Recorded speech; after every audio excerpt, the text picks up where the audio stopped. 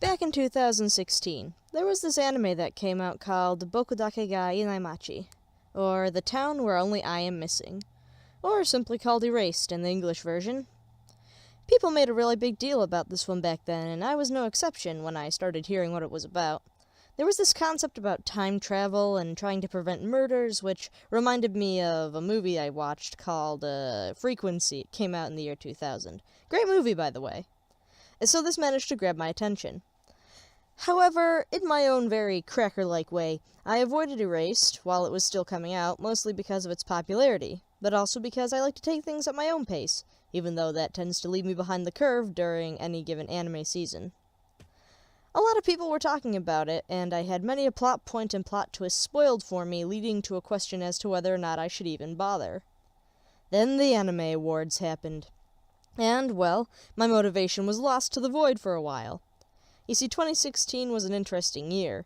In addition to Erased, we got Mob Psycho, 91 Days, My Hero Academia, JoJo's Bizarre Adventure Part 4, and Yuri on Ice.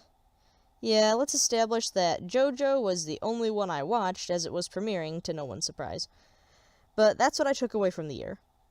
Anyway, everyone hated the Anime Awards when they happened, Yuri on Ice swept the awards, and the JoJo community was outraged that Kira Yoshikage lost the Best Villain award by 0.06% of the popular vote, which was like 300 votes, by the way. It left a lot of people salty as heck, and me not being the least of them. Even my recent video history is a testimony to that. But, in the aftermath, I had my excuse to put off watching Erased for an indefinite period of time. And it was looking like I'd never get around to it. But then the manga started showing up in bookstores, and it took some time after that point, but after staring at these glorious omnibus volumes for long enough, I decided to feature this manga and review it for the month of April in 2018. And then watch the anime, because geez oh Pete's, this manga was good. I was not gonna wait until summer to watch this. But that's a story for another time. For now, Erased is a psychological thriller series written and illustrated by Kei Sanbei. It's a total of 44 chapters long, the English of which are brought into 5 omnibus volumes that should be available in America soon. Dang it, Volume 5, why aren't you out yet? This is our main character, Satoru Fujinuma, and he is a pessimistic and listless pizza delivery guy who is trying to keep his actual career as a mangaka afloat. But it just can't seem to work. The thing about this guy is he's also got a weird power he's called a revival, where every once in a while he'll travel back in time a few minutes at a time and an event will play itself over. Satoru has no control over this power, and despite how it never seems to work out well for him, he still feels like he needs to use these happenings to save people, or make events turn out differently. Listless though he is, something deep inside of him, which he has no desire to dig for, drives him to help others when he gets the chance. The events of the first volume of this manga lead up to a terrible tragedy for Satoru, and he is framed for his mother's murder. He is then, desperate to save her, he manages to trigger his revival, and is sent back into the body of his 10-year-old self 18 years prior. Though he doesn't know exactly why this point in time is so important, Satoru is set up to save many more people than he initially thought. And so starts the mystery of memories and time travel in an attempt to stop more than just one murder. Now, before I actually read the manga or watched the anime, I thought that there was going to be this persistent problem, that is, this nagging question as to how this main character guy managed to go back in time in the first place. Surprisingly enough, it kind of works just as it is, being this weird thing that happens to this one guy from time to time, and it's weird, he thinks it's weird. He doesn't know how or why, he just uses the power how he believes it's supposed to be used, despite his own reluctance. One can only speculate as to what could cause such a strange phenomenon, but science fiction can do anything it wants, and the incidents in question are far less questionable when isolated only to Satoru.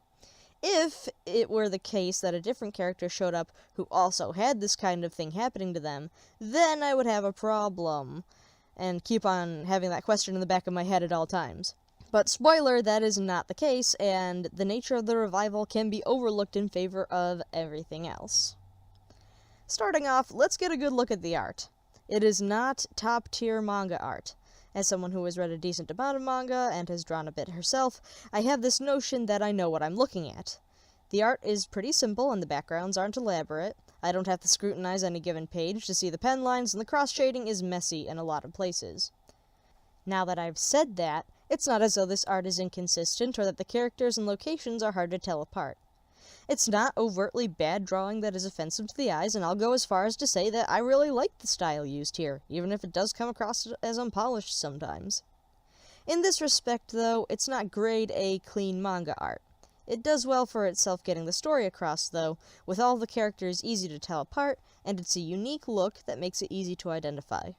So no, it is not amazing art, but it's more than enough to suit its purpose. With that out of the way, let's take a look at the story that takes the art in stride. It is a fascinating and gripping tale that is just as involved psychologically as it is physically for the characters. Satoru has to use his adult mind while maintaining a childlike persona, and as his memories come back to him, he is constantly wary of what it is he has to change to stop a series of kidnappings and murders from happening. There are these amazing little things that you take in note as you go along, like the inference that even though a good portion of the cast is comprised of children, they are smarter than many adults would give them credit for. It is a fact that the kidnappings in 1988 were intentionally kept as far away from these kids as possible to make them forget and protect them. And to a point it worked, at least for Satoru, and it's another point at the beginning that he has to face his past and the mistakes he feels like he's made. All these things that have been repressed, and now he has another chance to make it all better and face these problems head on. It's not just him either. All of the characters are given the amount of depth that feels appropriate for them according to their involvement. Some more than others, but none of them feel incomplete. You get a good sense of the psychologies and motivations behind the characters and their actions, and there is not a miscellaneous scene in the whole manga. It makes everyone feel realistic, even in the smallest sense. They're relatable, they're quirky, they are real. Some things that are used as frivolous plot points in any other manga are given points of depth and erased that you don't just see anywhere, and this is something that I think needs to be more appreciated. Overall, I don't have any big negative gripes about this manga. I feel like it was just that fantastic to read, and I recommend it to many, many people. Okay then, let's just address a big question that is floating through the heads of a lot of potential viewers here.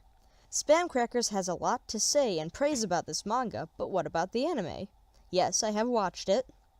And the short version of my answer is, yes, go ahead and watch the anime. It is good.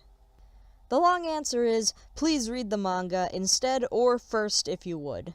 The anime is not bad, and it manages to make the art clean and consistent, and it adds a lot to the series, like putting Satoru's memories on film strips and giving all the murder suspects and suspicious people red eyes in an attempt to make us all more paranoid. However, this adaptation, as it were, is flawed in the sense of how much of the manga it cuts out. The anime is kind of cut and paste, and then cut and cut and cut and cut and cut and cut and cut some more, and then, oh yeah, we need to have this in here, so we'll paste this.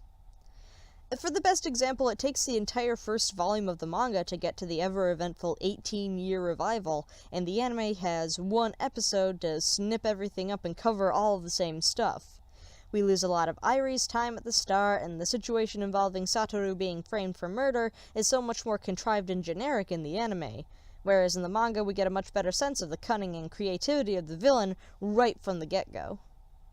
And that is just the tip of the iceberg, but mostly the very beginning and the very ending suffer when it comes to the anime adaptation, and I recommend the manga first and foremost. However, not to seem like a purist, I will say that you can go and just watch the anime in Japanese or English and enjoy or dislike it that way if you are the type who doesn't read manga or insists on not reading manga. You would be silly people, but it is your choice regardless of what I think. Either way, I'd say Erased is a great series, and if any part of what I've said about this has piqued your interest, then definitely check it out in your preferred form of media. Disclaimer, it involves touchy subjects like child abuse next to kidnapping and murder, so if that kind of thing bothers you for any reason, then rethink my recommendation. Now, finally we get to the all-important point of any anime or manga review in existence. How does this relate to JoJo's Bizarre Adventure? Spoilers incoming! If you feel the need to be warned, then mute the video and just wait for the blinking words to go away. All in all, do we think that Gaku Yashiro deserved to beat Yoshikage Kira in the Anime Awards back in 2016 for Best Villain by the small margin that he did? Honestly, at this point, I can't say. Both are rather shrewd and complex serial killers who got away with their crimes for years before ultimately being stopped by a motley mix of slightly supervised children.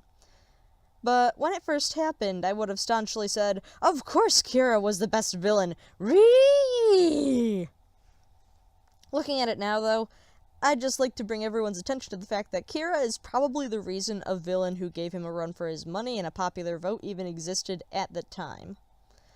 The fact of the matter is, Kei Sanbei worked under Araki as an assistant for a good portion of JoJo's early run. Citing this back page of the manga, he says, from the end of Part 2 to around the middle of Part 5, which means that he was part of the process when Araki wrote Stardust Crusaders and Diamond is Unbreakable. So yeah, Kei Sanbei got an up-close and personal look at the creation of a character who many consider to be JoJo's Bizarre Adventure's best-written villain, and it is very likely that this experience inspired the character of Gaku Yashiro, intentionally or unintentionally. This knowledge may sow strife among the fans who would say that Yashiro is just a rip-off of Kira in that case, and has no place even being compared to him, but I will lay this out there. As far as popular vote goes, I doubt that the 300-something people who voted the difference between the two bothered to watch the dueng. So it's only funny at this point that Kira was beaten by a character who was likely inspired by him, without the people who made the difference in the voting knowing that that was the case. It was a JoJo villain versus a villain likely inspired by this very JoJo villain, and it all goes back to JoJo in the first place. It's kind of ironic, and as I saw pointed out in at least one YouTube comment, Kira would have been trying for third place anyway, so kudos to Yashiro for drawing attention to himself and spoiling the linchpin plot point of Erased for me. If you look at it that way, Kira won no matter what, and we should all just be happy that Yuri on Ice is so poorly written that it didn't qualify for this category, so the worst of all evils was in fact avoided.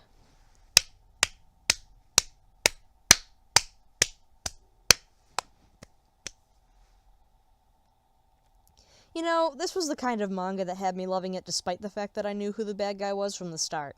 I can't say whether or not I would have guessed if I had managed to go in blind the first time, but that's on me, and it's not like I can change the past. Well, that's that for now, people of Earth and elsewhere. A special thank you to everyone who managed to watch this video all the way through. Hello, clickbait. Nice to see you again. Yeah, that happened, and you can go ahead and yell at me in the comments, or just talk about Erased, or the review and what I've said if you feel so inclined. If you like this video, click the little thumbs up down there, and consider subscribing or following me on Twitter for more Nerdist spam. The link to that, among other important things, is in the description. As always, I am open to suggestions for future Nerdist experiences, manga to read, anime to watch, fan art to draw, etc. So you can leave those in the comments too. Until next time, everyone, thank you once again for watching, and I hope to see you in the next video. Ciao!